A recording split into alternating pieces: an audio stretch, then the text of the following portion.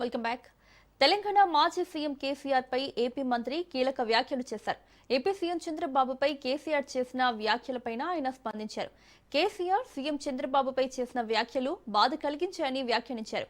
కూటమి ప్రభుత్వంపై కేసీఆర్ విమర్శలు చేయడం బాధేసిందని ఏపీ దేవాదాయ శాఖ మంత్రి ఆనం రామనారాయణ రెడ్డి పేర్కొన్నారు. చంద్రబాబు సామర్థ్యమేంటో అందరికీ తెలుసని చెప్పుకొచ్చారు. కేసీఆర్ కు నచ్చితే ఎంత, నచ్చుకుంటే ఎంత అంటూ మంత్రి వ్యాఖ్యలు చేశారు.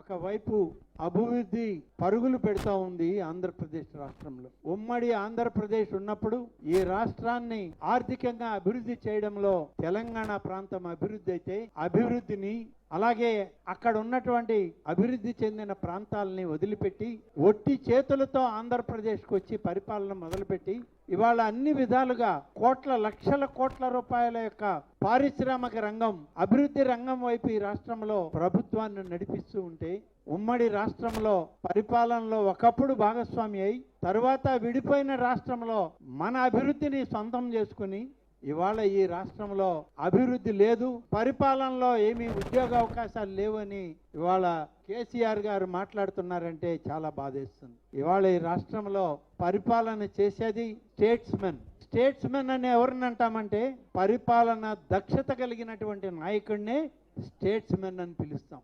ఆంధ్రప్రదేశ్ ఇవాళ స్టేట్స్మెన్ గా నారా చంద్రబాబు నాయుడిని ప్రపంచ దేశాలు గుర్తించాయి. నువ్వు ఒక్కడివి గుర్తించితే ఎంత, గుర్తించకపోతే ఎంత.